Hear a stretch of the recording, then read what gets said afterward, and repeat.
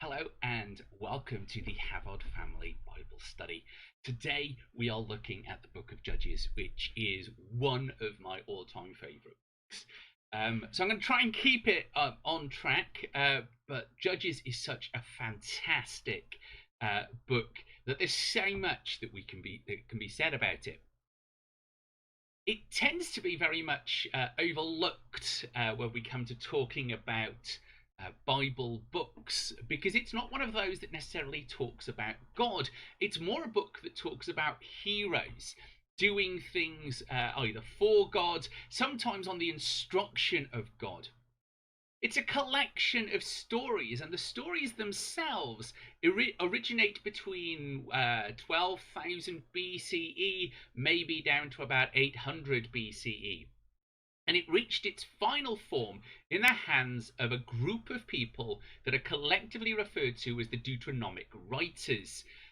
These were writing likely between the 7th century down to the 5th century, so around the time of the Babylonian exile, where people were taken off into Babylon and returned. So the Deuteronomists were very interested in looking at the source of their faith and kind of rewriting some parts to better fit their narrative.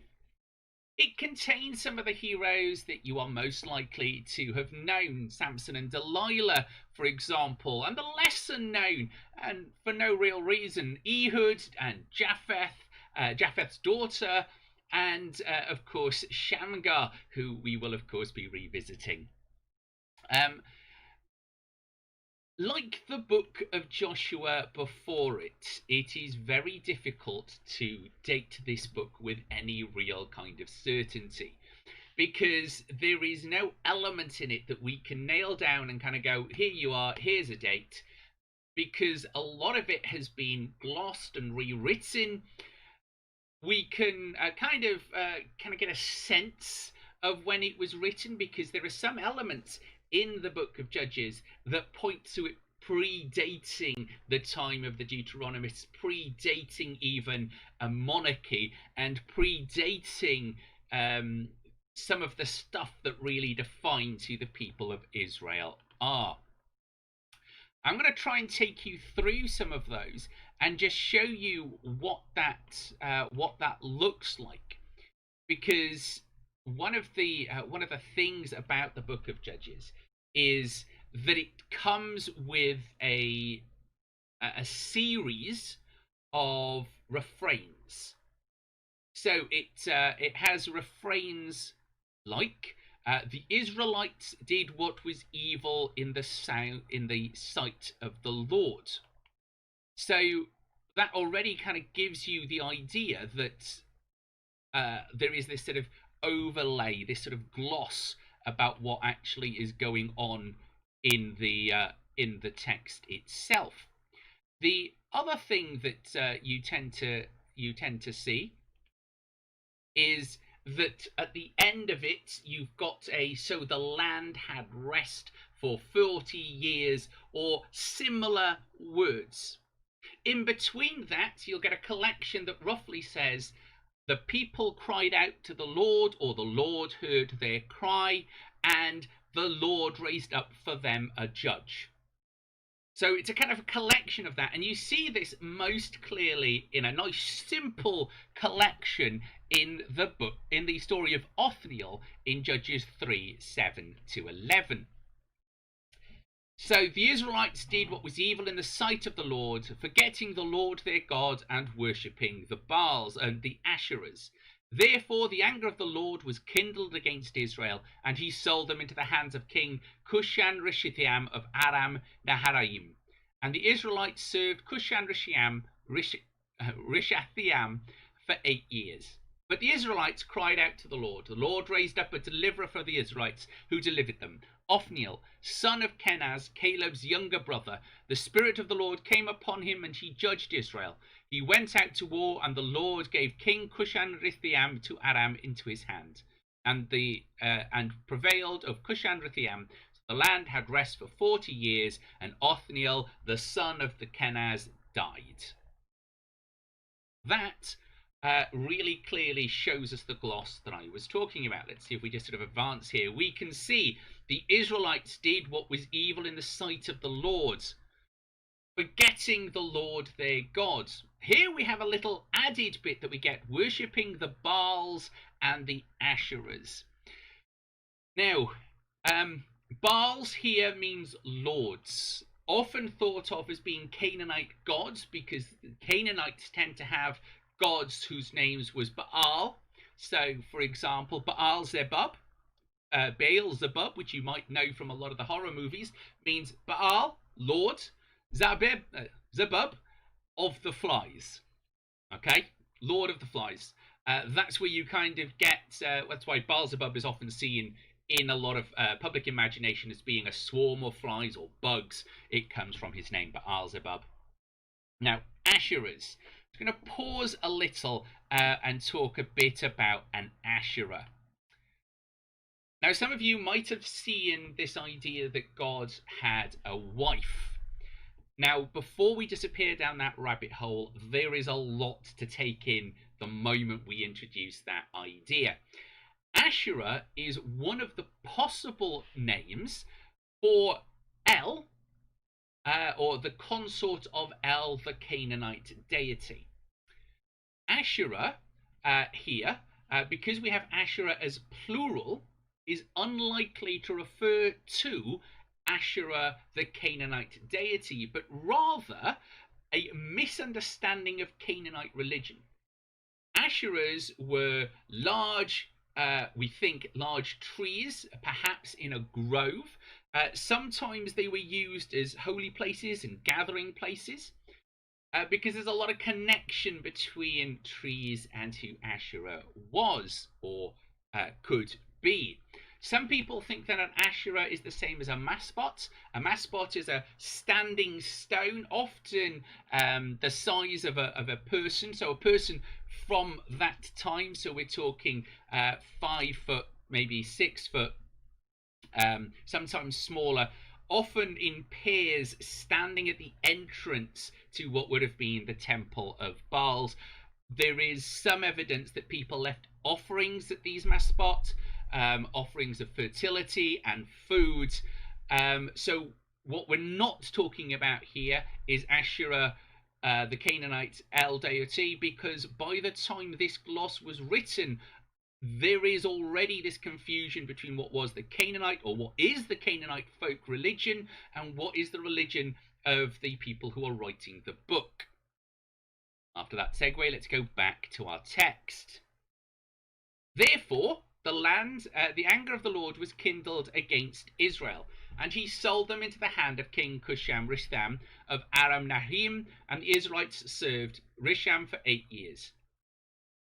The anger of the Lord was kindled because the Israelites did bad. This is a typical gloss that you see throughout the book of Judges, and I strongly advise after this video, go pick up the book of Judges and just have a read through, and you will see it kind of appearing time and time again, often just around where it's talking about one of these stories. Then the Israelites cried out to the Lord, and the Lord raised up a deliverer of the Israelites who delivered them. Now, Othniel doesn't get a story. We just get his name. Othniel delivered the story. He prevailed. So the land had rest for 40 years, and then Othniel died. Sometimes those are the other way around. They had rest for 40 years after they died. It's always the same kind of idea. And as we already know, 40 years is used in the Bible to mean a long time. So what we have is a story. We've got this gloss that kind of protects it from being real, because the Israelite writers were able to say, look, we had this judge, he went all right, but it didn't, because then people stopped listening and we went back to the old ways. That is a really important piece of gloss added later that is really important to what the book of Judges in its final form is trying to say. Now, we're looking for bits that talk about the older parts of the book. So let's introduce one of the oldest parts, which is the book of, which is the story of Deborah. Now here, I've gone from the later edition, which is the introduction of Deborah. There are two stories here, which is the writing and a song, which is the Song of Deborah, which is probably older than the text. The text was easier for me to demonstrate what I was talking about. We open with the line, the Israelites again did what was evil in the sight of the Lord, after Ehud died, which was the previous judge we were talking about. So the Lord sold him into the hand of King Jabin of Canaan, who reigned in Hazor, commanded an army, it was Sisera, and lived in Hisoreth HaGoyim. Then the Israelites cried out to the Lord for help, and for Sisera had 900 chariots of iron and oppressed the Israelites cruelly for 20 years. Okay, so that's our introduction, that's our gloss. Here comes the story. At that time, Deborah, a prophetess, was judging Israel. Now, they've added this word wife of Lapidoth because this opening sentence is so ridiculously unusual that they don't want people to pay attention to it. Deborah is a woman. Clearly a woman. And she's not just any woman. She's not a secondary. She is the most important judge. She is effectively, for all intents and purposes, King of Israel, Queen of Israel. Deborah, a woman. What makes me think that this text is older is so much effort is put in later to removing and almost forgetting what Deborah does. This entire story is not about men at all. I'm just going to hide my camera for a moment just so I can show you what I mean. Oh, that's the wrong one. So let me just hide my camera so you can see what's going on. Let's take this out of hide that. She used to sit under a palm tree. Now remember, we talked about palm trees and their association with female deities between Ramah and Bethel, the city of El, in the hill country of Ephraim. The Israelites came to her for judgment. Then she summoned Barak, son of Abinoam, from Kadesh in Naphtali, and said to him, "The Lord, the God of Israel, commands you, go, take position at Mount Tabor, bring 10,000 from the tribe of Naphtali and the tribe of Zebulun. I will draw Sisera out, the general of Jabin's armies, to meet you by the Wadi Kishon and his chariots and his troops, and I will give them into your hands." Okay, so let me just... she, in this one, just summons this guy Barak. Basically says to him, look, Barak, you come here and do what I tell you. Just how impressive is that? This is a powerful woman. One of the most powerful women in ancient Israel. And here she is casually summoning somebody. You won't see a lot of places say this, okay? You will find that most places are much more interested in glossing over the fact that this is a powerful woman. This entire story runs and twists on powerful women. Barak goes up, he is the leader of this army, the general that Deborah is delegated to. He goes up against the army and he doesn't listen, all right? And because he doesn't listen, Deborah says, right, you're not going to be the one to kill Barak. It's going to fall to somebody else. So it falls to a woman. Barak shows up at this woman's tent, where she either feeds him full of milk until he falls asleep, or depending on whether or not they're using illusion, which they often do in the Bible, she sleeps with him until he falls asleep, or does another sexual act with him until he falls asleep, and then casually, as you like, drives a tent pole through his head. Stake, stone, dead. Two incredible women. The Book of Judges does this repeatedly. It just uses women and kind of going, look, these women are amazing. It's not actually what the book is about, but it's one of those places which I've talked about before, where the book kind of talks against all the assumptions that you think of the book. Yes, there is a lot of misogyny, and we're going to come and see some of that really awful misogyny right at the end of the Book of Judges. Like, they are absolutely trying to wipe out the idea that women ever were powerful in Israel. But that is a long way off. So let's go back to our text. We're now going to have a look at the book of Shamgar, book of Shamgar, the reading from Shamgar. Now, I just absolutely love this, okay, because it is my favourite piece out of the book of Judges. Here it is. After him came Shamgar, son of Anath, who killed 600 of the Philistines with an ox goad. He too delivered Israel. That's it, right? He's not even the judge we know the least about, but he is probably the most interesting single piece judge that we have.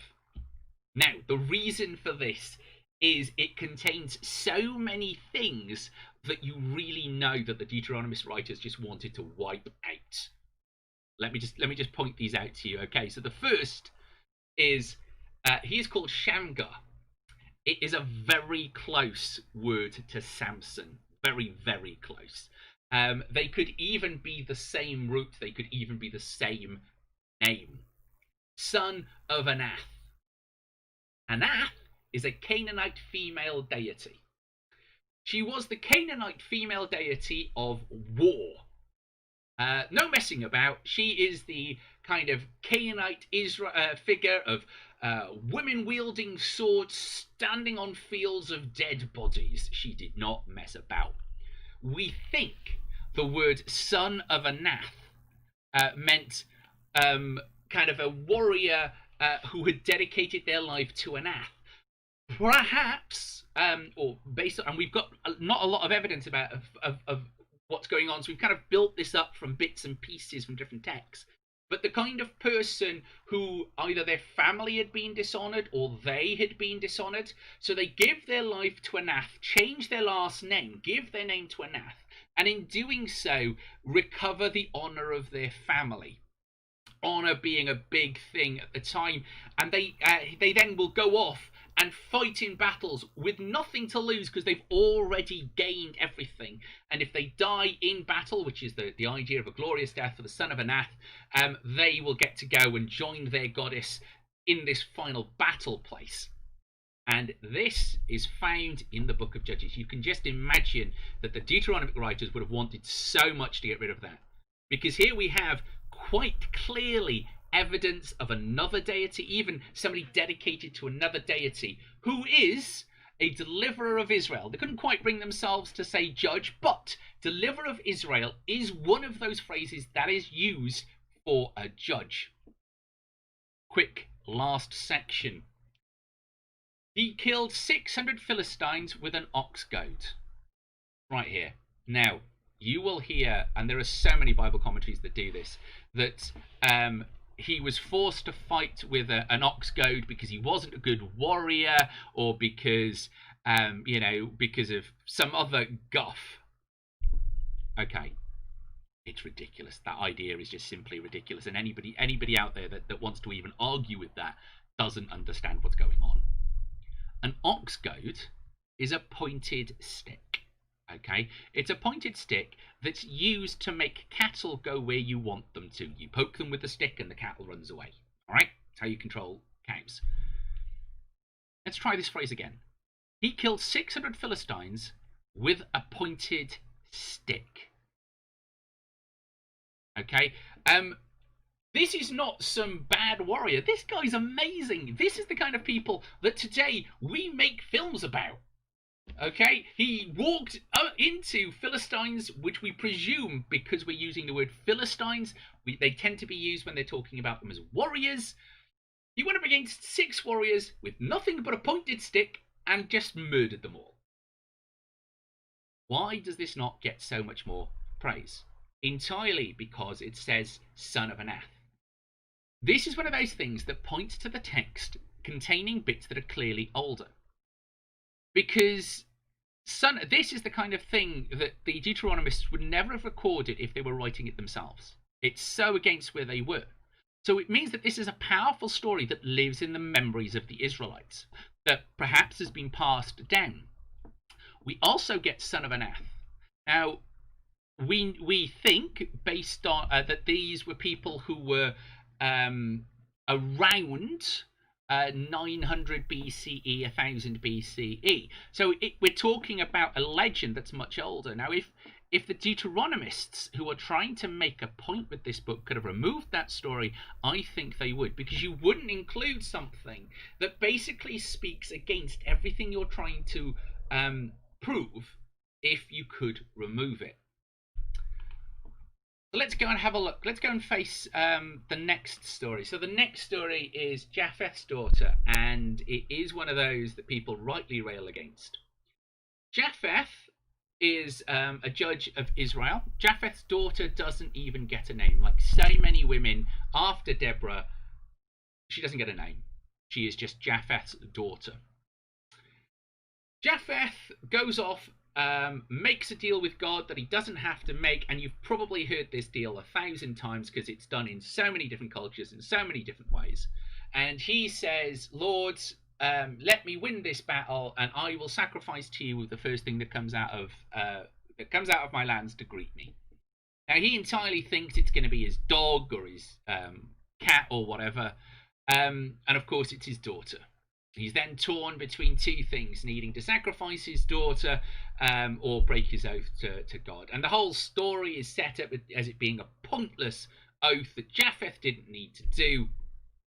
And the end of the story is then used to explain a piece of culture that is happening in Israel and to try and give it a biblical gloss. So let's just have a look at the end of the story. And she said, Japheth's daughter says, let this thing be done for me. Grant me 2 months so that I may go and wander in the mountains and bewail my virginity, my companions and I. Go, he said, and sent her away for 2 months. So she departed, and she and her companions bewailed her virginity in the mountains. At the end of 2 months, she returned to her father, who did with her according to the vow he had made. She had never slept with a man. So there arose an Israelite custom that for 4 days every year, the daughters of Israel would go out and lament the daughter of Jephthah the Gileadite. That should read that for 40 days every year. Anyway. So yeah, he sacrificed his daughter because the man was a muppet. Okay. But what we're actually wanting to talk about here is that the gloss that's been added here is talking about the weeping of Tammuz. Now, this is a Canaanite ritual where when Tammuz was killed by a wild animal, probably a boar, check that I'm getting the right, when he was 40 years old. And so for each year that Tammuz had lived on earth, there was set aside a day to weep for Tammuz. So this is a Canaanite legend. There was this time of weeping, of mourning, of lament, of fasting, very much like sort of a Lent idea, and with special cakes and special ritual observances, kind of fitting in nicely with the need to fast after all of the stuff you've eaten over winter is run out and before the first harvest of spring comes in. So this kind of religious fast kind of fits really nice in there. And there was kind of lots of kind of theatrical weeping and wailing and telling of the story. And here what we have is this rewriting of the legend of Tammuz. It's quite clear. So whoever is writing this knows about the legend of Tammuz. There's a lot else in Japheth's story, like the Shibboleth, that talks about things that wouldn't have happened by the 7th century, but would only happen with older accents and with older approaches. So we're moving through Japheth's daughter. So this weeping of Tammuz points to a much older story that underlines Japheth's daughters. As we move out and past the book of Samson, which we're not going to cover here because we're limited with time, we get this refrain. It changes from those blocks that we've seen to this.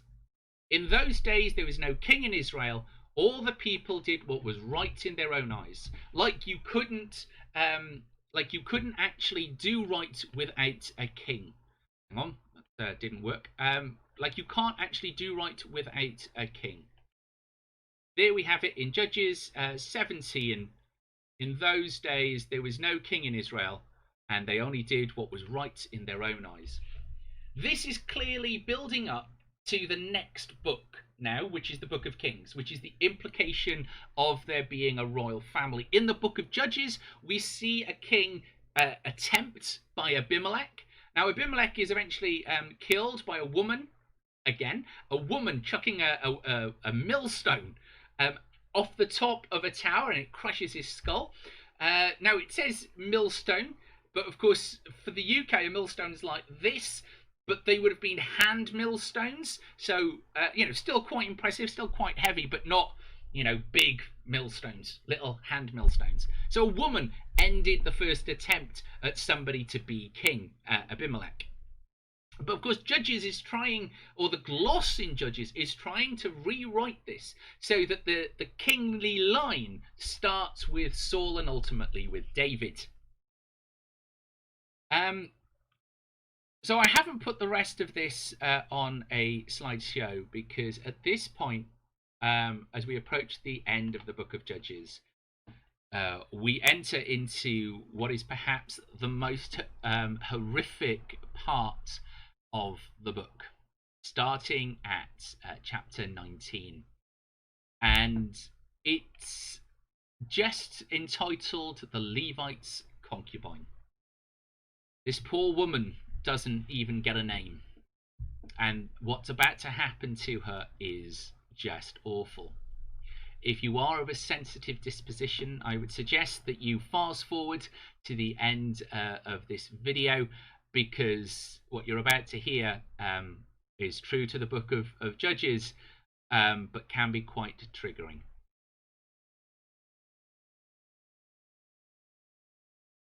The Levite's concubine and the Levite have an argument. The concubine runs off to stay with her father.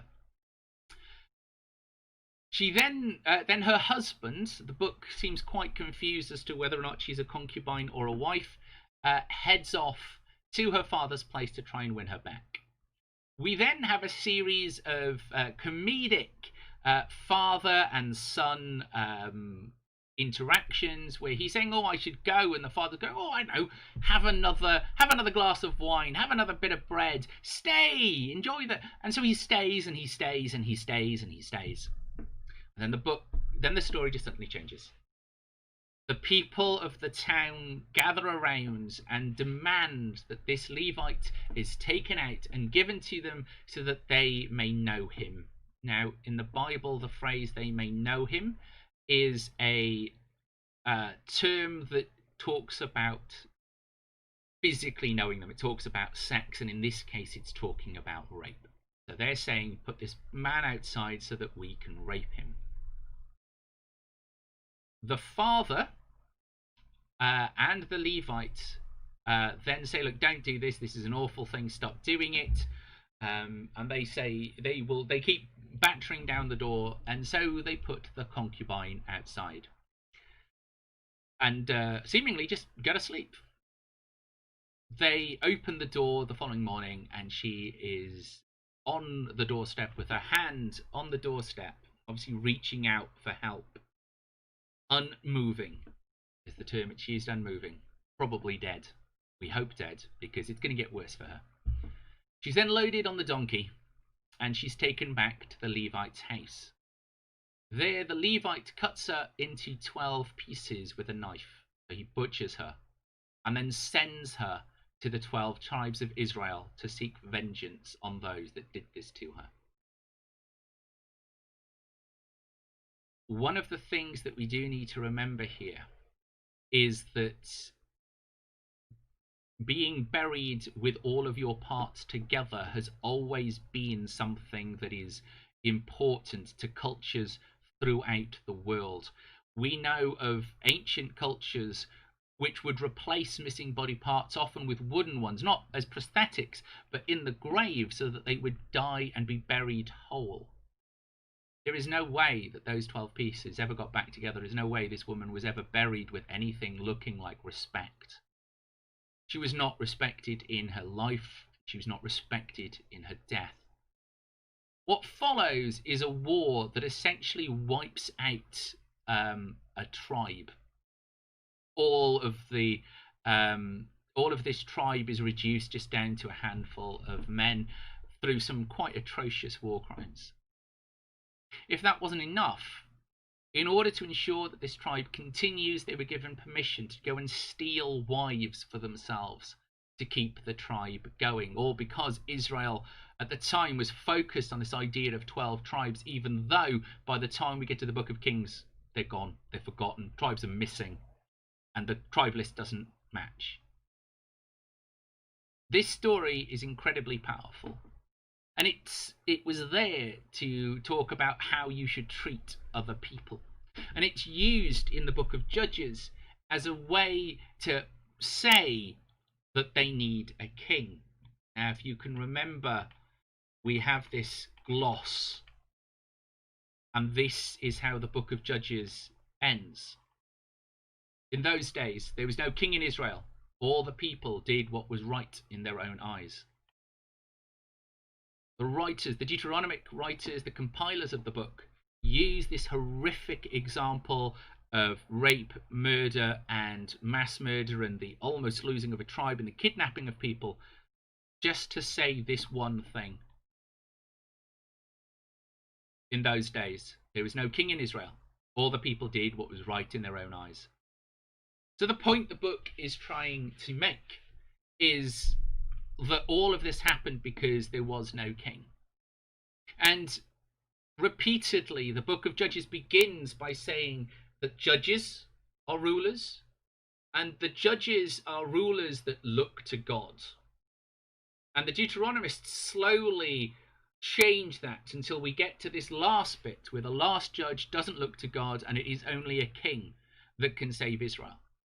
The Book of Judges has been arranged in such a way as to make this point. It shows a spiral of Israel down into debauchery so that a king will come and save them, despite the fact that before this point there is no king of Israel, because the only king of Israel should be Yahweh. Even then, as we go into Samson, Yahweh says, you don't want a king. Don't have a king, it's not going to go well for you. And the people say, we want a king anyway. And it just doesn't go well for them. So this book was used as a massive piece of propaganda. So can we use it? Can we look at the Book of Judges and find something good in it? Yes, we can, if we remove the gloss. Because the stories are amazing. The story of the concubine, of the Levite and the concubine, are horrific because of the way they act, but they ultimately are trying to say that this is horrific. It's designed to be horrific so that people go, yeah, let's not do that because that's awful. Let's never let that happen again. You get the stories of Ehud, of a hero who uses his left hand to stab somebody. We've talked about that before. You get the story of Deborah, this powerful woman judging Israel from underneath her sacred tree, telling the commander, look, if you don't listen to me, it's not going to go well for you, and it doesn't. You get Shamgar and his ox goad. You get the wonderful story of Samson ripping a lion in half, fighting the Philistines. And remember, we've talked about this before. The Philistines are basically the bad guys. They're not, they're treated in much the same way that we in modern movies treat Nazis. You don't need to introduce the Nazi. You put somebody wearing a Gestapo uniform with a swastika on, you don't need to have sympathy for them. They're clearly the bad guy. If the hero happens to stab them on the way out, nobody cares. The Philistines in the Book of Judges are used exactly the same way. Philistines are bad guys. We don't need compassion for them. They are bad guys. We don't need to set them up. We don't need to explain why they're bad guys. We already know Philistines are bad guys. Cool, let's get on with the story of our superhero basically having a fight and the good guys winning in the end. They really are that kind of simple story. And when you look at them, God gets weaved through them as being the one that helps them to the ultimate victory.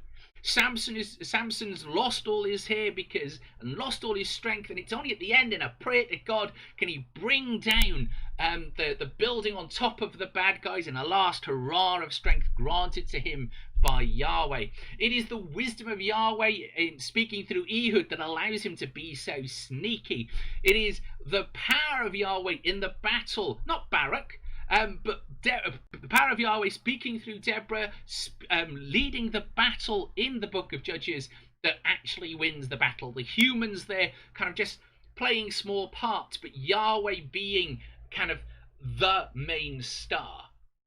And that's how Yahweh is used all the way through the book of Judges. He is the main star of these stories. The people are just kind of expressing how great his power is, and however powerful you see them to be, Yahweh is the one that succeeds. Now, of course, as we've already said, things like Shamgar, son of Anath, kind of put a little fly in the ointment there, but we are looking at here a time and a culture of polytheism, where lots of people believed in many different gods.